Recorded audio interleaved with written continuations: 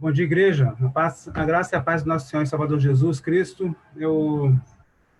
Estamos iniciando, então, essa lição de hoje dos profetas menores. Tivemos algum problema aqui na transmissão. Esperamos que agora a gente consiga ir até o final, né? Esperamos também que todos estejam bem nesse domingo tão bonito, num dia tão gostoso, né? Ensolarado. É pena que nós não podemos aproveitar a sua plenitude, uma vez que não dá para sair. Mas sim, certamente que, estando em Cristo, nós estamos aproveitando com toda a plenitude, mesmo sem poder sair de casa, né, nesse momento tão crítico que nós estamos vivendo. Eu quero convidar você que está assistindo a fazer comigo uma oração para que todo o ato desse estudo seja colocado nas mãos do nosso Deus, e que Ele nos oriente, que Ele nos ilumine, que Ele nos capacite a entender o que nós vamos estudar aqui nesta manhã. Vamos orar? Nosso Deus e Pai, muito obrigado por teu amor, Deus, por tua bondade que nos permite agora, Deus, nos debruçar sobre a tua palavra, aprender um pouco mais e entender, Pai, qual era o contexto em que os profetas estavam inseridos quando transmitiram a mensagem que foi passada pelo Senhor, para que nós pudéssemos receber. Pai, nos dá entendimento e abertura de mente e de coração para que tudo que aqui for passado seja absorvido e que seja proveitoso para nós. É isso que nós pedimos e agradecemos em nome de Jesus. Amém. Vamos então falar hoje sobre os profetas menores, sobre o contexto em que os profetas menores vivem, então. Qual é o contexto dos profetas menores? Todos estão vendo a tela, estamos aqui transmitindo a tela. Se você está assistindo aí, você dá um joinha para mim, e se você já está conseguindo enxergar a apresentação, então. Boa. Perfeito, gente. Vamos passar, então, a entender qual era o contexto dos profetas menores, o que estava acontecendo ali durante esse período em que eles estavam em seu ministério, né? Qual era o contexto, né, religioso, qual era o contexto político, entender um pouco mais do porquê da relevância dessa mensagem, dessas mensagens, na verdade, dos profetas menores, que, como a gente disse semana passada, não tem nada de menores, não tem nada de pequenos. Na verdade, os seus livros, né, que são menos extensos do que os livros dos profetas Isaías, Jeremias, né, Ezequiel, né? Então, são livros menores em extensão, mas não em importância e em conteúdo, né? Vamos entender o que acontece aqui nessa época em que esses homens de Deus puderam transmitir a mensagem para nós, né? Vamos ver aqui o que acontecia. A palavra de Deus lá em Romanos capítulo 15, versículo 4 diz que: pois tudo quanto outrora foi escrito, para o nosso ensino foi escrito, a fim de que pela paciência e pela consolação das Escrituras tenhamos esperança.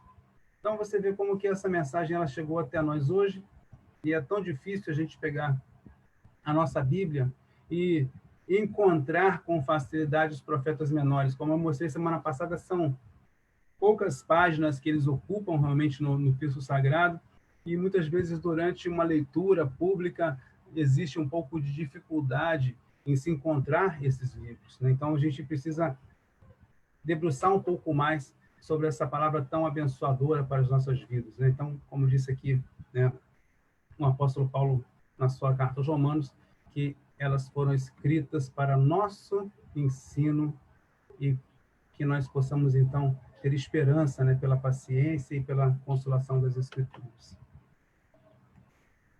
O que acontece no cenário mundial, à época dos profetas menores, é uma sucessão de impérios. Aí. Nós colocamos aí uma representação que não guarda a proporção em linha de tempo, e também não está, também essas linhas não representam com exatidão o momento de ascensão e de declínio de cada império, mas a intenção aqui foi mostrar que existia uma movimentação muito interessante entre os impérios que eram dominantes nesta época, onde em um certo momento, aquele império que estava no auge, que estava no topo, que estava dominando o contexto político, né, do mundo conhecido, ele começava, então, a declinar, mas isso já tinha um outro império que vinha, então, fazendo um movimento de ascensão, de subida, né?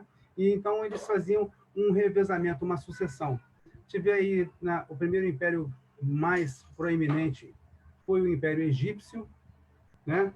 Em torno na época de 1500 a.C., ele estava no seu auge ali. A gente vê que quando Moisés, né, ele sai do Egito ali com o povo hebreu, era um momento em que o Império estava no seu mais alto ponto, ali o Império Egípcio. E depois disso ele veio, então, a declinar essa linha verde que nós estamos vendo aqui, então, na apresentação, né? E, enquanto isso, o Império Assírio, ele vem ali, né, subindo também, ele vem ali fazendo suas conquistas, né? Os assírios são um povo mais antigo, né? Um povo que estava já nesse contexto há muito mais tempo, né? E que a sucessão dos seus reis maiores ali, né? A gente vê que a partir de Tiglat-Pileser III, né? Também Senaqueribe foi um grande rei. Eles começaram a ter grandes, né, conquistas.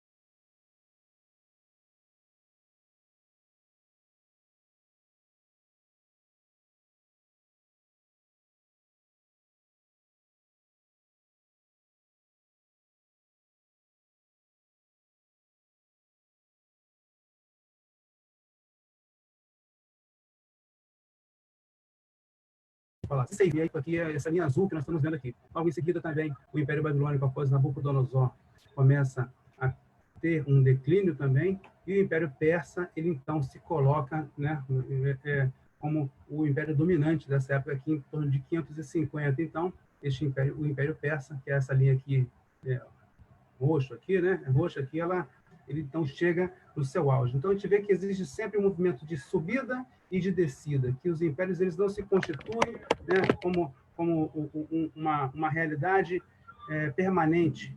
E isso também acontece nos nossos dias. Depois dessa época aqui, veio o Império helênico, né, de Alexandre, depois veio o Seleucida, depois veio o Império Romano, depois do Império Romano a gente teve ali o Império Turco-Otomano, mais nos nossos dias ali, aí tivemos a dominação, né, do Império Britânico, e hoje em dia os Estados Unidos seria uma potência, a grande potência mundial, né? Então a gente vê que existe sempre uma movimentação, né? Dizem algumas pessoas que a próxima potência mundial seria a China, aí, em função de todas as coisas e das suas movimentações também internas, mas nós não temos como prever o futuro. Sabemos que, neste momento, os Estados Unidos são uma grande potência, tem outras menores ali que estão como satélites ali, mas o principal hoje é os Estados Unidos, realmente. Então, para a gente ver um pouco aqui, a questão do Império Egípcio, né? Temos aqui o Império Egípcio, já está na tela de vocês. A gente vê que ele, de fato, ele corresponde muito proximamente ao país que hoje nós temos, que é o Egito, né? Atualmente, então, o Egito aqui, ele tinha um pouco mais de extensão aqui, subia um pouco aqui pela região de Canaã, pegava ali, ó, Israel aqui, pegava Damasco, né? Então, era um reino bem grande ali, até o século XV, né? Antes de Cristo, ele era um reino bem extenso, bem importante no cenário político mundial. Logo em seguida, nós temos aí o Império Assírio, que já está na tela. O Império Assírio, ele já foi bem maior, você vê aqui embaixo na tela o Império Egípcio, ele foi então subjugado, né? Ele começa aqui nessa manchinha verde mais escura, né? O Império Assírio, essas duas manchas verdes aqui, né? No mapa, essa região verde aqui do mapa, você vê que ele começa e tem um processo, então, de expansão e pega ali toda aquela região ali do Crescente Fértil, né? Pega lá, vai até pega ali Nínive, a capital ali, né? Tem Suzã, também vindo para o Ocidente. O Império Assírio ele vem engolindo o Ocidente, como nós vamos ver daqui um pouquinho mais. Você vê que aqui também na região é muito interessante notar, em 671, como nós dissemos, o Império Assírio, ele está no auge do seu domínio, da sua extensão ali, praticamente. E você vê que interessante aqui, ó, Judá, o reino de Judá, ele não fora subjugado pelo Império Assírio. Ele estava aqui no meio do Império Assírio, mas ainda como um reino independente e não sujeito à dominação assíria. Mas é bem interessante notar como que esse império também foi grande, né? Muito maior que o Império Egípcio aqui, e conseguiu dominar boa parte daquela região geográfica. Atualmente, o Império Assírio ele corresponde mais ou menos aos territórios dos países que são Iraque e Síria, né? Naquela região ali do Oriente Médio. E tirando o Egito também, que obviamente hoje em dia é um país independente, ele pega essa parte aí. O Império Babilônico, que vem logo em seguida,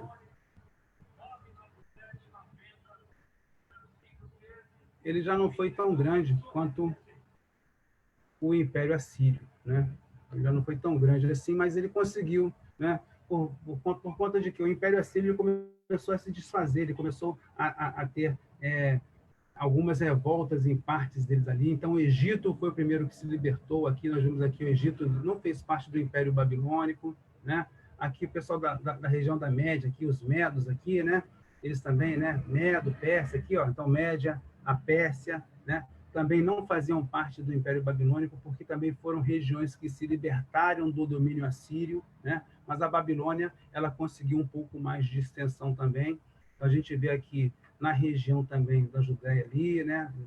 O reino de Israel ali, ó, Jerusalém aqui, Tiro, Sidom, aqui a região de Damasco aqui, né? Então você vê que foi uma boa extensão também, né, que esse império conseguiu obter nessa época aí, né? Então os mapas eles procuram mostrar de uma forma aproximada. Hoje o Império Babilônico corresponde aí um país é o Iraque, né? Seria o Iraque aí, né? Mais ou menos assim, né? Pela sua estrutura de etnia, né? De cultura, seria aí a região do Iraque. E por fim, na sucessão desses impérios aí, nós temos o Império Persa, que esse sim foi grande a beça, né? Ele foi bastante extenso realmente. Você vê que aí ele já pega uma grande região, porque a Média e a Pérsia aqui, que era essa região que estava mais para o Oriente, eles também conseguem derrotar a Babilônia, então pegam o seu território, vêm lá e pegam grande parte do Egito, né? Uma parte aí também do mundo grego ali conhecido, né? Você vê que eles também fazem uma expansão grande para o Oriente também, então pega uma grande região aqui também, mais a Oriente. Então foi um império bem grande. O Império Persa, a gente pode dizer que foi a primeira superpotência realmente da época, né? E, se não me engano aqui, pelo que eu percebi, ele era maior do que, em algum momento, do que o Império Romano foi, né? Então o Império Persa ele foi bastante importante também. O Império Persa também é chamado Império Aquemênida, também por conta do povo que estava ali, né? Mas a concentração cultural hoje, né, se restringe ali ao país que atualmente é o Irã, né? Então a gente vê alguns conflitos aí hoje nesse mundo atual, né? Irã, Iraque, Síria, né? São países que estão sempre ali em conflitos, né? Armados em conflitos, né? E contendas. Isso remonta a esse cenário histórico que nós vimos lá atrás. Então, né, os impérios assírio, o Império Babilônico e o Império Persa, né, são povos que sempre estiveram em disputa territorial. Então, é muito interessante a gente perceber. Então, esse é um contexto para vocês conseguirem entender e localizar. Sempre aqui, essa região, aqui é a região do Reino de Israel e de Judá, né? Então, é onde eles estavam aqui é Jerusalém. Então, sempre, né, por esses pontos ali, né, após a queda do Reino do Norte, né, em 722, que é o Reino de Israel, que foi dominado pelo Império Assírio, né? Você vê, então, que no Império Assírio Judá, ele não faz parte do Império Assírio, porque somente o Reino do Norte é que tinha sido subjugado, e depois, sim, o Império Babilônico, aí sim, o Reino de Judá, ele deixa de existir como um reino independente, e aí é anexado, então, ao território do Império Babilônico. E como a Pérsia, o Império Persa, ele também subjugou a Babilônia, desta forma também, aqui a região do povo aqui da Judéia, né, da Samaria, ficam também sob o domínio persa. Tá bom? Se tivermos alguma pergunta, vocês podem fazer aqui no Facebook, tá?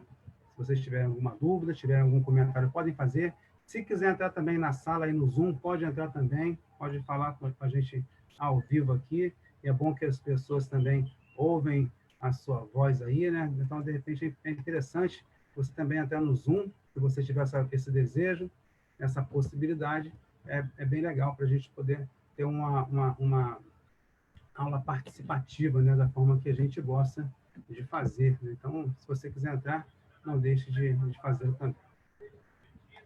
Vamos avançando, então. Então, nós temos aí, vamos falar um pouco dos profetas, então, menores, né? Nesses tempos, a gente não pode falar sobre a dominação da Síria ainda, mas nos tempos ali em que estavam próximos da dominação da Síria, então, né? Então, esses profetas que estiveram mais ou menos neste período aí, são esses 7 profetas, dos 12, né? Então, a gente tem Oséias, que teve um ministério aí em torno de 756 a 725. Na última lição, nós vimos ali a data da escrita do livro, né? Então, hoje nós vemos a extensão do ministério ali do profeta Oséias. Ele se dirigiu ao reino de Israel. Não, Israel era a sua audiência, né? Era o destinatário da sua mensagem, e o rei era Jeroboão II. O profeta Joel, ele esteve ali de 830 a 810, mais ou menos, em seu ministério. A sua mensagem foi dirigida ao reino de Judá, e o rei era Joás. Amós, aqui o terceiro profeta, que teve um ministério em torno de 760 a 757. A sua mensagem foi ali para Samaria e para Betel, então Reino do Norte também, né, por conta da idolatria. O rei também era ali Jeroboão II. Obadias teve ali um ministério muito curtinho, né? Ele tinha um propósito muito específico, 848, mais ou menos, e a sua mensagem estava dirigida para Edom. Edom, que é o povo que vem a ser originado, então, de Esaú, né? Esaú é Edom, Esaú é irmão de Jacó, né? Por conta daquele episódio em que Jacó rouba a bênção de Esaú, né? Então, eles começam uma forte inimizade ali. O texto diz ali, que em Gênesis, que Esaú ele tinha desejo de matar seu irmão, né? Só não o fez porque respeitava os seus pais ali, mas tinha esses planos à mente, de forma que Jacó tem que fugir. Então, o povo que vem, então, de Esaú, né? Que é o nome também de Esaú, Edom, né? São os edomitas, né? E Obadias, então, fala para este povo aí, por conta da sua, do seu desprezo por um povo irmão, né, que são descendentes. Se vocês têm ali, né, hoje nós temos os nossos familiares, então você tem o seu irmão aí, né, as pessoas da sua família, vocês vão constituindo as suas casas, né? Não é normal, não é natural que uma casa brigue com a outra. O mais natural é que as famílias elas tenham ali uma harmonia, tenham uma união, né? Então, se houver essa briga, é uma coisa reprovável. O que Obadias coloca também é que Edom não poderia ter prazer, né, se alegrar com a derrota, né, dos seus irmãos ali de Israel, né, e de Judá. Então, as dificuldades por que eles passaram, né, foi um motivo de reprovação. Então, Obadias teve esse propósito de passar essa mensagem. O profeta Jonas aí, o profeta que, né, tentou fugir da presença de Deus, cerca de 800 ali, ele já teve uma missão de pregar ao povo de Nínive, né, que era o povo assírio, um povo inimigo, num tempo em que o nacionalismo, né, o patriotismo era muito evidente ali. O rei era Adad-Nirari, terceiro lá da Síria, né? Então ele pregou para esse povo, e o texto diz que o povo se arrependeu, que o povo se converteu e que o povo, né, esteve na presença de Deus. Miqueias tem um ministério em torno de 735 a 690, mais ou menos, e a gente vê, então, que a sua mensagem foi para ajudar o Reino do Sul, né? Durante o reinado dos reis Jotão, Acais e Ezequias, né? Então, ele pegou ali um ministério mais longo um pouquinho, então conseguiu pegar 3 reis. Não também porque houvesse reinados tão grandes assim também, mas houve várias sucessões ali, né? Cada reino aí teve em torno de 18 reis, né? Tanto o norte quanto o sul, né? E durante o período da separação, até que houve a dominação assíria levando o reino do norte cativo e a dominação babilônica levando o reino do sul cativo, num período aí de 140 anos de intervalo, mais ou menos, né? Então, Miqueias pregou para o reino de Judá. Naum, né, em torno de 640, seu ministério também, ele falou a Judá uma mensagem mais de consolação, né, uma mensagem que estava anunciando que Nínive, então, né, seria de fato destruída, né, seria desarraigada da face da terra, né, em um pouco mais de 100 anos aí, depois que Jonas, né, pregou, os ninivitas, então, se voltaram para Deus. Como esse reino cresceu muito, se expandiu muito, eles se voltaram, né, contra Deus, e aí Naum vem pregar, então, uma mensagem de juízo contra Nínive, né, mas dirigida ao povo de Judá. Tá bom, gente? Vamos avançar aqui.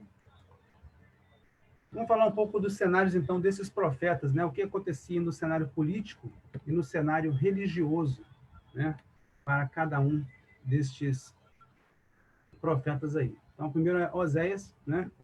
Nós vamos ver o que aconteceu ali, então, nesse momento aí em que Oséias estava no seu ministério. Ali, Oséias estava ali com uma monarquia dividida, já tinha mais de 200 anos, o reino do norte, Israel, o reino do sul, Judá, já tinha mais de 200 anos que os reinos já tinham se separado, depois que o filho, né, de Salomão, ele buscou, né, em vez de aliviar o povo, oprimir mais. Então, Roboão, filho de Salomão, ele provocou uma divisão do reino do norte e do reino do sul. O pessoal do norte, as 10 tribos se juntaram sobre Israel, e os reinos do sul, então Judá e Benjamim, formaram o reino de Judá. Isso já tinha acontecido há mais de 200 anos, né? O que acontece no cenário político também é que havia uma grande prosperidade, né, para ambos os reinos. A gente chama essa época aí em que Oséias teve o seu ministério como Idade do Ouro, né? Era quando os reinos estavam em paz, não tinha guerra, a economia estava bem, né? Você vê, inclusive, que Israel ele consegue uma expansão até Damasco, então pega um pedaço do território da Síria ali, né? Então ele é um período muito próspero, né? Muito tranquilo para os dois reinos, né? E nesse momento, então, a Síria está aí crescendo, né? Silenciosamente está crescendo. Os reinos estão, então, numa tranquilidade, não tem guerra, não tem ameaça, mas a Síria está ali silenciosamente crescendo.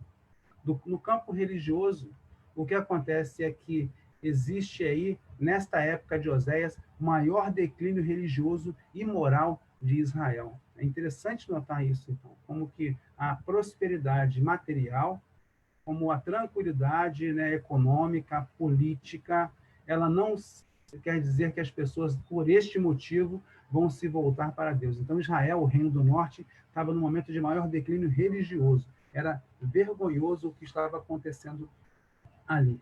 Veja bem, os sacerdotes eram depravados, unidos a salteadores, ou seja, ladrões, né, e assassinos. Então, os sacerdotes de Israel, eles se uniam a salteadores e assassinos, fazendo, inclusive, sacrifício de crianças, que era uma prática que Deus abominava desde os tempos de Moisés, já tinha sido advertido de que jamais poderia se sacrificar pessoas, né, de forma alguma, e os sacerdotes faziam sacrifício de crianças, e inclusive se davam a prostituição cultual. O que é a prostituição cultual? É o fato de praticar prostituição, não por motivos de ganhar dinheiro, né? Não por motivos de sustento, mas como uma forma de agradar a outros deuses, né? Isso era uma prática comum nessa época, então. Então, esses sacerdotes, eles estavam, inclusive, se dando à prostituição cultural, uma forma de religiosidade que muito desagradava a Deus. Então, esse era o cenário em que Oséias estava colocando, então, a sua mensagem. Nós não vamos hoje entrar a fundo em cada livro na sua mensagem. Nós vamos fazer isso depois, detidamente, para cada um dos livros. Hoje a gente está dando um panorama do que estava acontecendo, então, no campo político e religioso para cada um dos profetas que aqui estavam exercendo o seu ministério. O próximo profeta, então, que está aí, é Joel. Joel, ele tem... Só esperar carregar, que às vezes dá um delayzinho aqui. Joel. Joel já tem um cenário onde Judá está em reconstrução, né? Judá tinha passado por um reinado de Atalia. Atalia é uma rainha muito má, né? E aí havia provocado uma destruição do reino, assim, por conta de brigas ali, né? Então, a gente vê que Joiada, sumo sacerdote, ele apoia esse processo de reconstrução, ele apoia essa deposição dessa rainha má, né, de Judá. É interessante notar que os reinos, tanto o do norte quanto do sul, eu falei aqui que eles tiveram mais ou menos 18 reis, cada um, né, tiveram 18 reis cada um. O reino de Israel, se a gente for ver o reino do norte, todos os reis foram maus, todos os reis foram aqueles reis que desagradaram a Deus realmente, né? Judá já teve mais ou menos ali meio a meio, né? Metade agradava a Deus, de fato se voltou para Deus, e a outra metade fazia a mesma coisa que o reino do norte. A gente pode ver isso com mais profundidade nos livros lá de primeiro, segundo, na verdade, segundo Reis, né? E os livros de crônicas também, que nos dão um panorama mais detalhado dos reinos. Eles fazem ali um relato entremeado, né? Intercalado dos reinos, e a gente consegue ver, então, o cenário que estava ali, né? Judá estava lidando com inimigos locais ali, não tinha problemas do ponto de vista externo, não tinha inimigos externos, não tinha problema com outras nações querendo invadir seu território, mas tinha problema com inimigos locais ali, né? Não grandes inimigos, como a Síria, como a Babilônia, mas Tiro, Sidom, Filístia, né? O próprio reino de Edom, né? O Egito. Então, ele estava colocando ali passando algumas dificuldades, né? Por conta desse cenário, né? De afastamento de Deus. A gente vê aqui, no capítulo 3 aqui, do livro de Joel, a gente pode ver aqui um relato disso. Então, Joel capítulo 3, versículo 4, né? O que vocês têm contra mim, Tiro, Sidom e todas as regiões da Filístia? Vocês estão me retribuindo algo que eu fiz a vocês? Se estão querendo vingar-se de mim, ágil e veloz me vingarei do que vocês têm feito. Então, Joel, ele coloca uma mensagem contra essas nações que estão invadindo o território, querendo subjugar Israel, e também fala contra o Egito, né? Versículo 19. Mas o Egito ficará desolado, Edom será um deserto arrasado, por causa da violência feita ao povo de Judá, em cuja terra derramaram sangue inocente. Então, você vê como que é o cenário que o povo de Judá passa nesse momento, politicamente. No campo religioso, o que acontece é que eles haviam adorado a Baal, isso cessou, a adoração a Baal, então, ela parou, né? Ela foi encerrada durante esse período ali, né?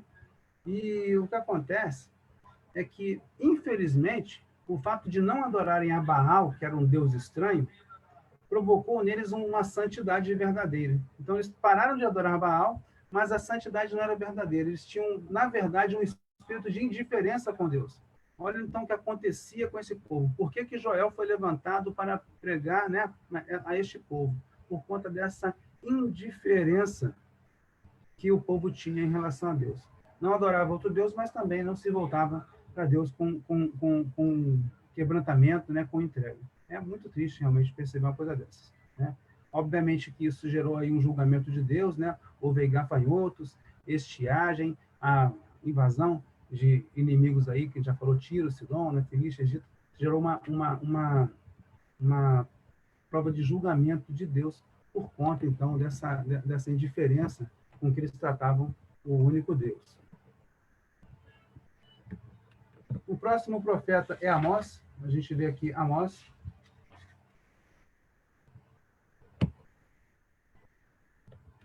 É um profeta que ele pega um campo político onde existe também uma paz relativa, né? Não existe ali uma ameaça, né, para o reino de Israel ali. O Egito, ele estava fraco nesse momento, né? O Egito já estava no final na sua glória, vamos dizer assim, né? Então, o Egito já não era uma ameaça, né, para esses reinos aí.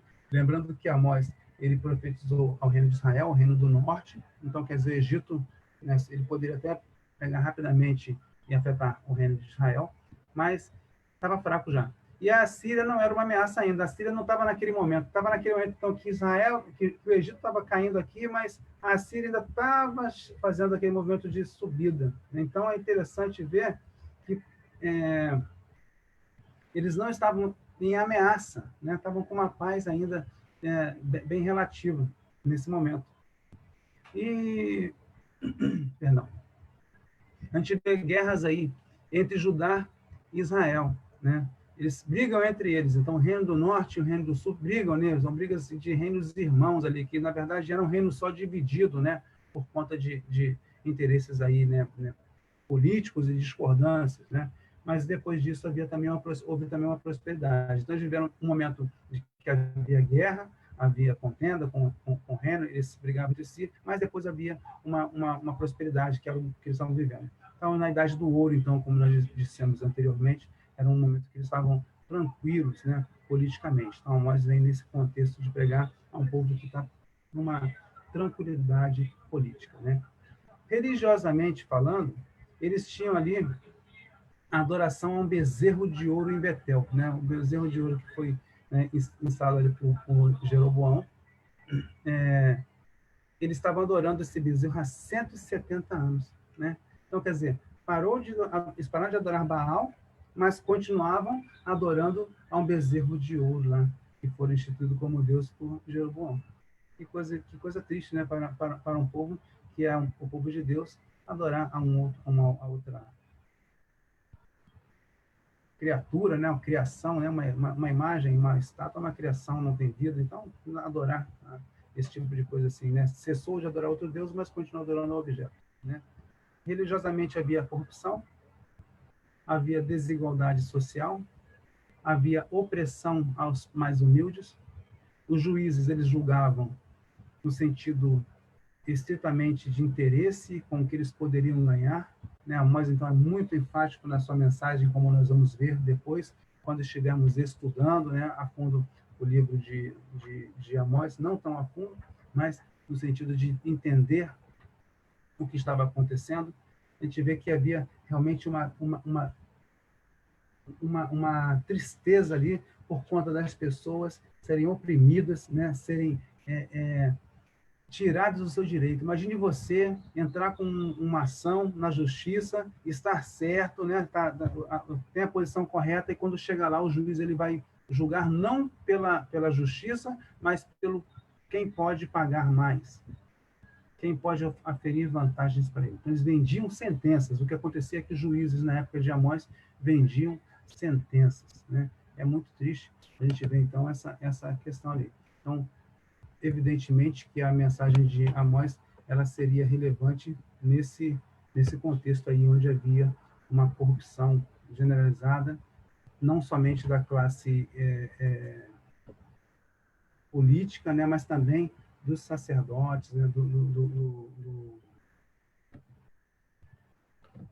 do povo ali que estava exercendo os seus ministérios. Depois de Amós nós temos Obadias, né?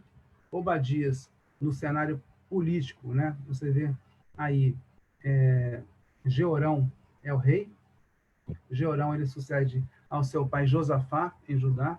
Josafá era um rei piedoso, era um rei bom, né? Eu falei que o reino de Judá, que o reino do sul, havia uma alternância ali, né, de reis bons e reis maus. Então, Jeorão, filho de Josafá, era um rei iníquo, era um rei mau, era um rei que desagradava a Deus.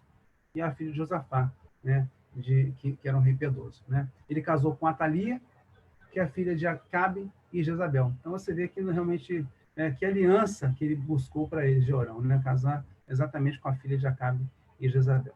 Né? A gente vê nessa época também que Edom, ele se revolta contra Judá, né? E esse conflito, esse relacionamento conflituoso, de guerra, de contenda, né? Então, havia ali uma tentativa, né, de buscar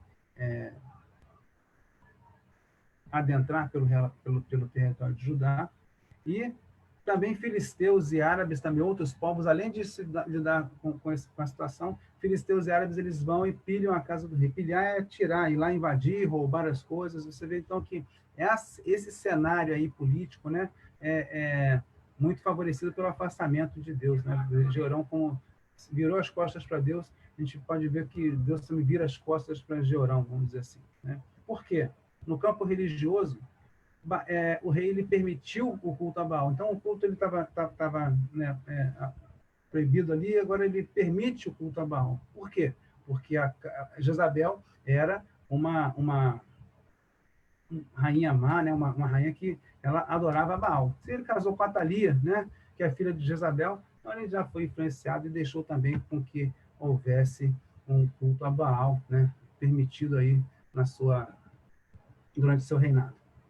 Elias e Eliseu, eles são contemporâneos de Obadias, né, em Israel, enquanto Obadias está pregando em Judá, lá no norte de Israel, quem está pregando é Elias e Eliseu. Então, eles tiveram esses ministérios aí, né, em contemporaneidade. E Elias adverte a Jeorão por carta sobre o julgamento especial do Senhor. Você vê como é interessante que Obadias está fazendo seu trabalho no Rio do Sul, mas Deus manda que Elias escreva uma carta para Jeorão e fale que logo, logo, Deus vai estar julgando o seu comportamento reprovado. Então, é interessante notar essa situação, que Deus ele trabalha de uma forma completa e usa os seus servos da forma que ele quer, para que a sua mensagem seja ouvida pelas pessoas que não estão, de fato, se voltando para ele. Esse mouse está sensível, passou 2 slides, mas vai voltar aqui. O próximo profeta que a gente está vendo aqui, o contexto é Jonas, né? Vamos voltar aqui para Jonas. Jonas ali ele já está num tempo mais afastado lá. Jeroboão II está reinando Israel. A Síria está num declínio, então já, né? Você vê que então a Síria está num declínio e Israel ele se sente aí seguro por conta disso, né? Politicamente Israel está tranquilo porque ele se sente ali em segurança, né? No campo religioso, o povo se endurece em relação a Deus, o povo ele não quer saber de Deus, não quer saber de adorar a Deus mesmo, tá? Existe uma grande degradação moral e egoísmo, né, desse povo ali, né? Então, a gente vê que Jonas ele tem ali uma pregação de misericórdia, né? O que enquanto logo depois vem Amós com uma pregação de julgamento para esse povo. Lembrando que Jonas ele prega ao povo ninivita, né? Mas o cenário em Israel era esse aí, esse cenário de afastamento de Deus. O próximo profeta que a gente vai ver aqui é o profeta Miqueias, né? Miqueias está aí, então, numa ascensão da Síria, né? Que está tentando engolir o Ocidente. Como eu disse anteriormente, a Síria vem chegando e vem tentando engolir o Ocidente. A Síria tenta invadir Judá, lembrando que Miqueias está no rio de Judá. A gente viu lá no mapa que Judá ele fica ali, né? Como aquela região amarela no meio daquele verde todo, né? Mas você vê que não tem jeito. Antes da Síria depois que a Síria ela domina Israel, ela quer também pegar Judá. Ela fala assim, já consegui o Reino do Norte, vou agora para o Reino do Sul também. Né? Mas esse é o episódio que nós vemos lá, né, no livro 2 Reis, que Senaqueribe ele está tentando invadir o Reino de Judá e existe, então, uma oração ali de Ezequias, e morrem 185 mil soldados no acampamento, de forma que ele fica muito assustado e vai embora, né? Levanta o acampamento e vai embora, foge aterrorizado por não conseguir lidar com esse Deus, o Deus de Israel, né? O Deus de Judá, o nosso Deus.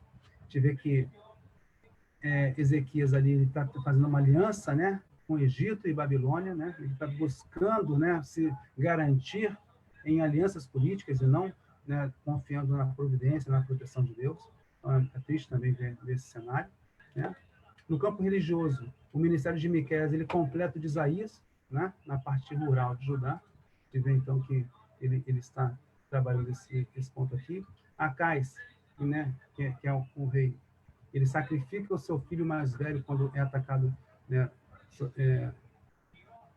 sobre a Síria, né? A Síria ataca Israel, né? Quando Acais, rei de Judá, ele sacrifica o seu próprio filho, né? De forma a agradar as divindades, né? E isso acontece no momento em que a Síria, né, e Israel estão atacando Judá. Então ele chega ao ponto de sacrificar o seu próprio filho. É muito triste ver o afastamento desse rei de Deus. E Ezequias depois então promove uma reforma profunda, porque Miqueias pegou Jotão, Acais e Ezequias como reis de Judá, né? Ezequias foi o ponto alto aí desse ministério de Miqueias, uma vez que ele promove uma reforma profunda, né? Ele promove a volta do povo ali para os braços de Deus. Então é muito interessante notar também este ponto aí. Naum é o próximo profeta. E a gente vê aqui que, só atualizar para vocês o slide. Naum, ele está aí no momento em que a Síria está conquistando todo o Ocidente, né? A Síria vem, então, com seu movimento de expansão para o Ocidente, enquanto a Babilônia está lá quietinha no Oriente. Então, você vê que a Síria ela vai deixando, né, o Oriente mais desguarnecido e ela quer se movimentar para o Ocidente. Enquanto isso, a Babilônia está se fortalecendo do lado de lá, né? Judá está fortemente ameaçado pela Síria, uma vez que já tinha, então, dominado Israel, já tinha subjugado Israel, já tinha levado o povo de Israel cativo, e agora vem para cima de Judá. Então, Judá está muito ameaçado pela Síria. Então, Ezequias ele fica tentado a pedir reforço ao Egito e Babilônia. Então, onde ele, né, nesse momento, ele tem ele fraqueja e quer buscar o apoio de reis, né, de forças humanas, em vez de buscar o apoio de Deus. Claro que depois ele se arrepende, busca Deus ali, e aí as coisas melhoram para ele ali, de ponto que ele não vê o reino cair durante o seu governo. Isso aconteceria depois, né? E no campo religioso, o povo endurecendo em relação a Deus, uma degradação moral, um egoísmo, uma tristeza realmente ver o povo dessa forma aí.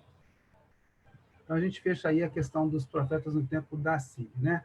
Como eu disse, a Síria, então, ela começa a decair, a Babilônia começa a crescer, e aí Abacuque e Sofonias são os profetas que pregam nesse tempo aí, em que a Babilônia está chegando, então, ao ponto de dominar também o reino do sul, o reino de Judá. Abacuque e Sofonias, eles, então, têm a sua mensagem dirigida a Judá.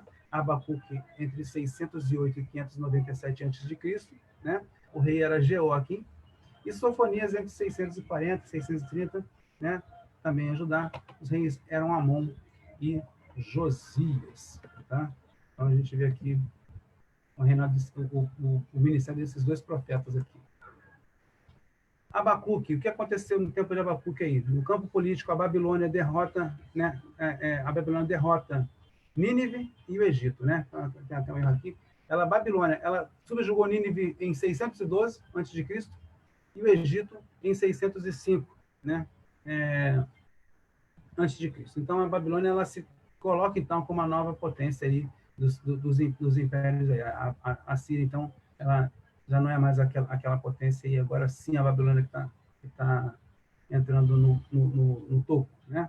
Nabucodonosor está em ascensão, então, ele está realmente no momento em que ele está se confirmando como um novo líder, né, desse momento, um líder mundial, E é interessante notar que Nabucodonosor, ele é um homem mau, ele é um homem ímpio, mas ele cumpre os propósitos de Deus para ajudar, uma vez que Judá, como povo de Deus, não consegue se voltar, né, para Deus ali, né? Judá, então, está em um momento de colapso nacional. Judá vê, então, o seu país, a sua nação, as suas instituições sendo desmanchadas, né? Sendo derrubadas por conta da sua situação, né, espiritual.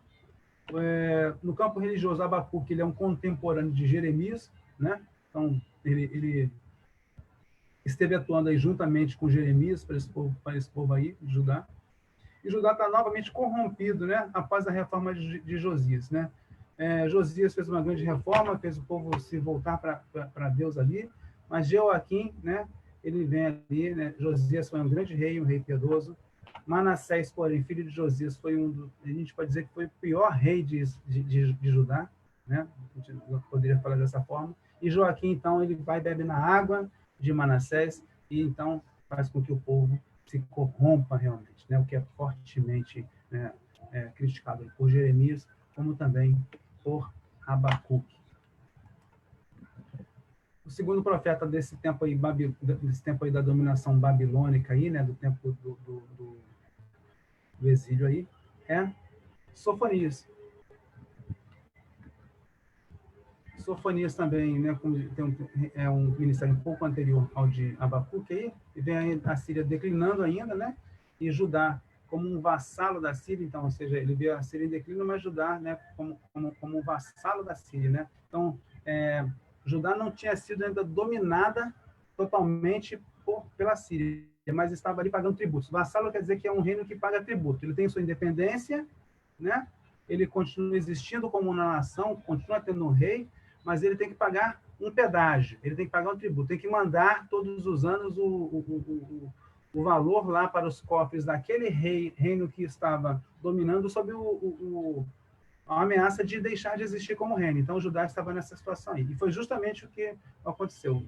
Judá estava como vassalo da Síria, a Babilônia vem, subjuga a Síria, e aí ele tem que ser vassalo, então, da Babilônia, né, logo em seguida. E aí a gente vê que o rei de Judá ele se revolta, né, contra a Babilônia, e é o que provoca a fúria, né, de Nabucodonosor aí, né? A Babilônia tem assim, ascendendo com Nabopolassar, que é o pai de Nabucodonosor. Depois Nabucodonosor é o que domina, então, e leva o reino de Judá cativo. No campo religioso, Sofonias ele teve o ministério iniciado junto com Jeremias, ele foi praticamente, né, iniciaram seu ministério praticamente juntos, né? Ele presenciou a reforma de Josias, né, que foi influenciada por ele, inclusive, ele como profeta, ele provocou profunda, né, comoção em Josias, rei de Judá, no sentido de fazer uma reforma uma reforma grande aí durante esse período em que ele esteve em seu ministério. E temos, por fim, os profetas do tempo da Pérsia, né? Aí, passado o tempo do exílio, o tempo que eles ficaram lá cativos, lá na Babilônia, tem os profetas que foram logo antes, então, do Novo Testamento. Foram os últimos profetas do Antigo Testamento aí. Temos Ageu, em torno de 520, né? Falando com Judá. Perdão. Zorobabel é o governador, né? Aí o reino já não existe mais, o reino de Judá não existe mais. Na verdade, o governante da Pérsia, né, Ciro, ele permite que o povo volte, então, né? E aí ele institui governadores ali, né, numa satrapia, que fala assim, né? Tinha sátrapas, tinha uma satrapia, seria uma unidade administrativa do reino da Pérsia, era como o reino da Pérsia ele se dividia. Então, a Judéia ali era uma pequena parte dessa porção maior, né, dessa divisão maior, administrativamente falando, do reino da Pérsia. Então, Zorobabel foi colocado como governador, né, e não como rei. Não existe mais rei, porque o reino não existe mais nessa época aqui. O reino ele só existiu até Nabucodonosor. Depois que eles voltaram, já não tinha mais reino aí, né? E foi uma grande... É nesse contexto, então, que nós vamos chegar no Novo Testamento, quando já não tem mais o reino persa, o Império Persa, não tem mais o Império Seleucida, não tem mais império nenhum que está dominando o Império Romano, mas mantendo essa questão de não existir mais um reino, Israel, um reino de Judá. Então, existe Zorobabel como governador, né? Nós temos aí Zacarias, como profeta no período de 520 a 475. Nós tivemos aqui, são 45 anos de ministério, mais ou menos, também, né, vendo Judá e Zorobabel como governador. E, por fim, Malaquias, né, por torno de 435, né, falando aí já sobre o governo de Neemias. Né? Neemias era o governador, então, de Judá, na época em que Malaquias estava profetizando. Então. E o que nós vemos aí? Em Ageu. Ageu, ele, no cenário político, ele viu os judeus retornarem após 70 anos de cativeiro na Babilônia, como eu acabei de falar, né? E ele encontra, existe uma forte oposição à reconstrução do templo. Quando Nabucodonosor ele leva o povo cativo para a Babilônia, ele destrói o templo em Jerusalém, né? Ele bota fogo no templo em Jerusalém. E aí, quando o povo volta, o templo está arrasado, e eles estão preocupados muito mais em cuidar das suas próprias vidas, em cuidar das suas casas, né, do que em levantar novamente o templo para ter ali um centro de adoração coletiva, né, um centro de ofertas, que era o sistema religioso da época. Então, eles encontraram, quando voltaram, quem começou a reconstruir, encontrou uma forte, né, oposição. De Esdras aí, né, depois Neemias, encontra uma forte oposição, e de forma que o templo ele fica parado por 14 anos a reconstrução.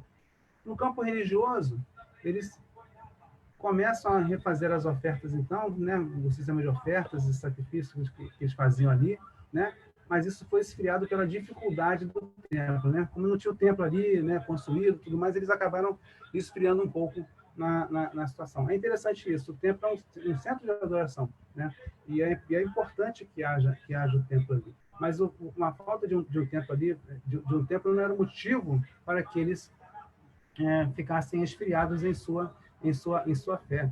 Na verdade, era mais um motivo para que eles tivessem mais desejo de adorar a Deus, né? Então, eles se voltam para suas próprias vidas, como eu disse, para interesses seculares. Eles querem saber mais do meu, né, primeiro, e deixa o que é de Deus para lá, né? Então, Deus alerta ao povo da prioridade em reconstruir o templo. Vocês estão vivendo bem, né? A vida de vocês, então eles passam um tempo de seca, de má colheita, né? Que é um sinal de Deus para eles no sentido de, ó, se voltem para mim, né? Vocês não estão aí independentes, não estão autônomos na situação, não. Vocês precisam, né, de se voltar para mim, porque eu que sou o Deus que controla todas as coisas. Então, Deus ele mostra para eles que através daquela seca, daquela má colheita, não adiantava se voltar para outro Deus com D minúsculo, porque somente Deus poderia dar o livramento, a provisão para eles ali. Então, é o cenário de Ageu. Zacarias aí também, ele, como esteve durante esse mesmo período, é isso que acontece, né? No campo político é a mesma coisa de Ageu. No campo religioso, Zacarias ele é mais jovem que Ageu um pouquinho, né? Inicia o ministério 2 meses depois. Então eles são bem ali, né? Bem próximos ali do seu ministério, né? E vê o povo se voltando para os interesses seculares, pela dificuldade na reconstrução do templo, e vê que esse povo consegue dar cabo dessa construção por conta do encorajamento, né, tanto dele quanto de Ageu. Então, eles foram fortemente, né, usados por Deus para que esse povo tivesse o entusiasmo de voltar a reconstruir o templo, né, de voltar, então, a ter uma forma ali, né, o templo reedificado e fazer todas as suas reuniões, né, e voltar ao sistema sacrificial que denotava para ele a sua fé. Malaquias, último profeta, então, ele tem aí no campo político os judeus, né, sob o domínio persa. Então, como eu disse, não existia mais um reino, né, existia somente o povo ali. O reinado era o rei da Pérsia, né, o imperador da Pérsia era Artaxerxes I, né? E a Palestina era uma satrapia, como eu falei, ali era somente uma unidade administrativa, né? O Neemias ele foi governador até 432 a.C.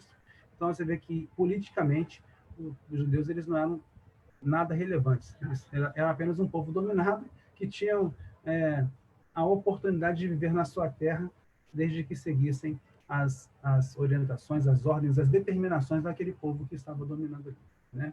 No campo religioso, Malaquias já pegou um cenário um pouco diferente, porque o templo já tinha sido reconstruído, terminou em 516 a.C., e depois o sistema de culto foi restabelecido em 457. Então, eles já tinham consolidado, né, o seu sistema religioso, os cultos acontecendo, né, de forma que eles tinham a possibilidade de se voltar, então, né, para Deus. Não tinha mais impedimento. Eu não posso adorar a Deus porque não tem templo. Eu não posso adorar a Deus porque não tem templo. Mas agora tem templo que está construído. Então, qual é a sua desculpa agora? Né? Então, é um ponto bem interessante da gente notar. Ainda mais nesses tempos em que a gente não pode se reunir no templo, né? Então, quer dizer, o templo, ele é importante no sentido de nós nos reunirmos, né, coletivamente, mas ele não pode ser o centro da nossa adoração, o centro da nossa fé, que foi o que aconteceu com o povo ali depois que voltou do exílio. Eles não tinham templo, então eles se esfriaram na fé porque não tinham templo. É muito interessante perceber isso. O estado espiritual do povo, na época de Malaquias, estava em nível muito baixo, eles estavam com uma moral muito frouxa, né? Era o tempo do nada a ver do Antigo Testamento, vamos dizer assim, isso não tem nada a ver. Acontecia isso na época de Malaquias, né?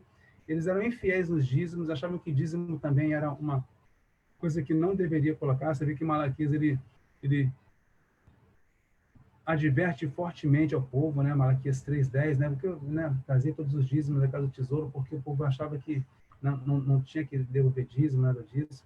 Os sacerdotes eram relaxados, eles faziam o seu serviço de forma descompromissada, de forma triste ver os sacerdotes entrando num sistema de culto restabelecido, mas tipo que cumprindo a obrigação. Sacerdotes que não tinham vida com Deus, né? Eles estavam apenas cumprindo um protocolo, fazendo ali um modus operandi para que o povo ficasse satisfeito. E é muito triste isso. A gente tem que ter sacerdotes, tem que ter ministros, né, que sejam verdadeiramente dedicados a Deus, que tenham vida com Deus, né? Então havia uma indiferença religiosa, né, e uma estagnação espiritual. Ou seja, gente, tem templo aí, a gente já pode fazer o nosso culto, né? Quando eu quiser, eu vou lá e faço, né? O sacerdote também achava que estava fazendo aquilo ali por conta de uma obrigação. Então, você vê como que é triste, né? Ver um povo, né? Um povo de Deus, se voltar para esse tipo de comportamento, né? Era o que acontecia na época de Malaquias, né? Uma estagnação espiritual, uma indiferença religiosa. E a religiosidade pura e simples é uma tristeza para qualquer povo, né? Para qualquer pessoa. Vamos encerrando, então, essa lição de hoje, né, colocando aqui algumas advertências que são importantes, olhando para esse contexto, então, político e religioso dos profetas menores, nos saltam aos olhos algumas advertências que eu queria compartilhar com vocês. Primeiramente, a gente vê que atualmente, nós estamos no século XXI, né, algumas potências elas seguem o mesmo rumo de dominação sobre povos mais fracos e até indefesos, né?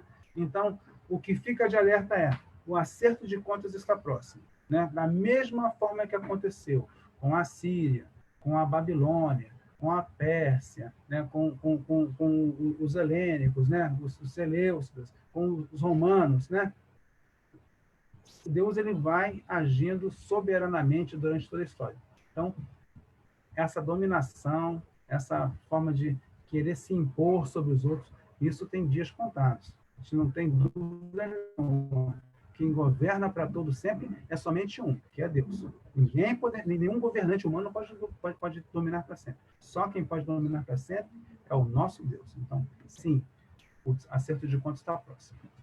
A gente vê também que o descuido com a vida espiritual traz graves consequências. Isso é muito importante de ver. Um povo descompromissado, um povo, né, frio, um povo dissimulado, sacerdotes que não representam, né, não se voltam para Deus com inteireza, sacerdotes que fazem ali um trabalho relaxado diante de Deus.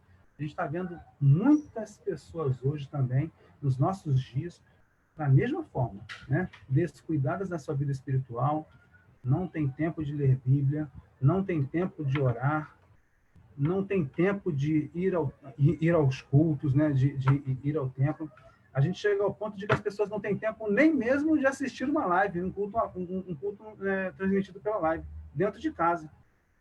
Ou mesmo durante o tempo que está acompanhando a transmissão do culto, não consegue entender que está em um momento de culto dentro de casa. Talvez esteja ali com um salgadinho, uma Coca-Cola, né? Alguma coisa diante da tela para assistir, né? Assistir ao culto em vez de participar desse momento tão precioso. Então, é um descuido com a vida espiritual e tudo isso traz graves consequências para cada pessoa que se envereda por esse caminho. Isso é uma advertência que fica para nós.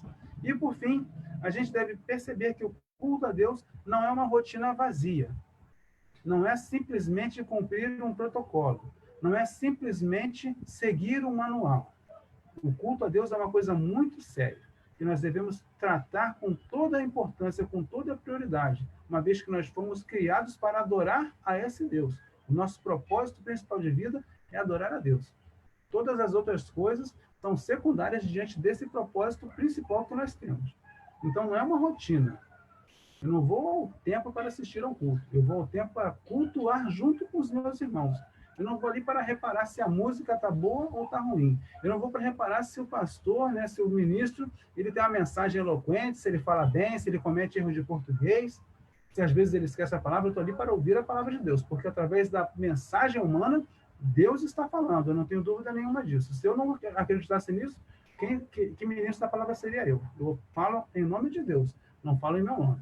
E nós não podemos nos colocar também numa situação de ceder a modismos, porque senão a gente faz o culto para agradar as nossas pessoas. Nós devemos fazer o culto para agradar a Deus, primeiramente. Então, são advertências que ficam por todo o cenário político, por todo o cenário religioso que permeou os ministérios dos profetas menores, né? Então, é uma coisa que fica para nós nesta manhã como advertência para que a gente possa perceber. E, por fim, a gente coloca aqui, sempre, na semana passada eu acabei esquecendo, mas aqui são as referências aqui, né,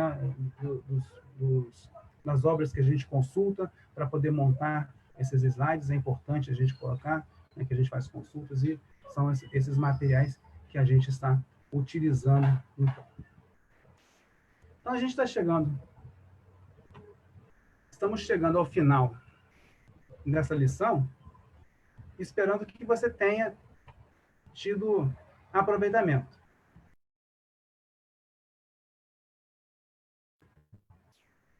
Perdão. Esperando que você tenha tido um aproveitamento bom, que você tenha tido uma clareza para entender qual era o contexto desses profetas, né, os profetas menores, o que acontecia, então, no campo político, né, nas nações de Israel e de Judá, o que acontecia na vida das pessoas, no cenário religioso que estavam sujeitos. Isso é muito importante, que hoje nós também temos que cuidar disso também. Qual é o contexto em que as mensagens hoje são pregadas? Qual é o contexto em que dentro da igreja? O que está acontecendo dentro da igreja cristã, dentro da igreja evangélica, né? Isso é muito importante para a gente notar, porque nós temos exemplos, como eu falei no início, tudo que foi escrito para a nossa instrução, né? Para a nossa edificação. Como o texto diz aqui, que tudo foi escrito para a nossa melhor compreensão, né? Nosso ensino, para que nós tenhamos esperança. Então, a gente tem aí uma oportunidade de olhar para esses profetas menores, o momento de vida que eles estavam inseridos, e olhar para nós hoje. Qual é o momento de vida que nós estamos inseridos? E, a partir disso, então, ter uma absorção melhor do que está sendo colocado ali, do que foi escrito, né? Espero que vocês tenham conseguido entender bem, né? Se vocês tiverem alguma dúvida, podem mandar para mim pelo WhatsApp e a gente vai, né, tentar esclarecer dentro do que nós tivermos de possibilidade. Tá bom? Verdade. A irmã Lígia coloca aqui que estamos mais presentes virtualmente que presencialmente. O olho está na tela, né? Não tem saída para tomar água, é verdade. Mas a gente às vezes está aqui, a garganta falha, né? Aí a gente não consegue nem tomar uma água. Mas é bom, porque isso nos dá essa possibilidade. Glória a Deus por isso, né? Então, que nós possamos assim. E eu convido você, se você está participando do Facebook, não se acanhe, não. Entre aí no Zoom também, tá? Participe comigo aqui da aula. Às vezes você quer fazer uma pergunta, aí você pode fazer a pergunta aqui viva voz, as pessoas vão te ouvir fazendo essa pergunta também. E vai ser legal, porque você vai ter, né, a oportunidade de repente, externar o que o outro irmão também está querendo colocar, e às vezes fica acanhado. Então, faça isso aí, tá? Que Deus nos abençoe, né? Mais uma vez, né? E que nos permita continuar. Na próxima semana, nós vamos, então, fazer uma análise do livro de Oséias, né? Então, fica aí essa lição para casa, né? Leia o livro de Oséias. Os livros são muito rápidos de ler, são muito bons, assim, já coloca ali as suas dúvidas, as suas questões, né? A gente vai fazer uma análise do livro. A gente não vai fazer um estudo versículo a versículo, mas vamos pegar os pontos principais, né? Já vimos aqui o contexto já político, religioso, então a gente vai se deter mais na mensagem, né? No objetivo do livro, no que levou o profeta a escrever, uma vez que ele foi orientado por Deus, tá bom? Eu te convido a orar mais uma vez comigo, para que a gente possa encerrar, então, essa lição de hoje. Obrigado, Senhor, por este momento que nós tivemos aqui. Obrigado pela lição que foi colocada. Esperamos que ela seja edificante para as nossas vidas e que os nossos corações eles consigam refletir, Deus, sobre esse momento em que os profetas estavam inseridos. O que acontecia no campo político, o que acontecia no campo social, o que acontecia no campo religioso, a vida que eles estavam vivendo naquele momento e trazer essa mensagem para as nossas vidas hoje. Que nós possamos ter essa sabedoria que vem do Senhor para aproveitar da melhor maneira a riqueza do texto sagrado. Que o Senhor nos abençoe neste dia e que nós possamos à noite estar juntos para mais uma vez prestar um culto de louvor e adorá-lo da forma que lhe agrada, Pai. Então nós pedimos e agradecemos em nome de Jesus. Amém. Tenham todos um ótimo domingo, que Deus abençoe a todos e até a próxima oportunidade. Se você está conosco, à noite, às 19h30, estaremos para transmitir o culto, né, com louvor, com a palavra. Não deixe de estar presente também, para cultuar, não para acompanhar, não para assistir, mas para cultuar junto, tá bom? Então, que Deus, assim, nos abençoe, nos dê este momento, né, que é tão precioso para nós, tá bom? Fiquem com Deus, um bom domingo para vocês.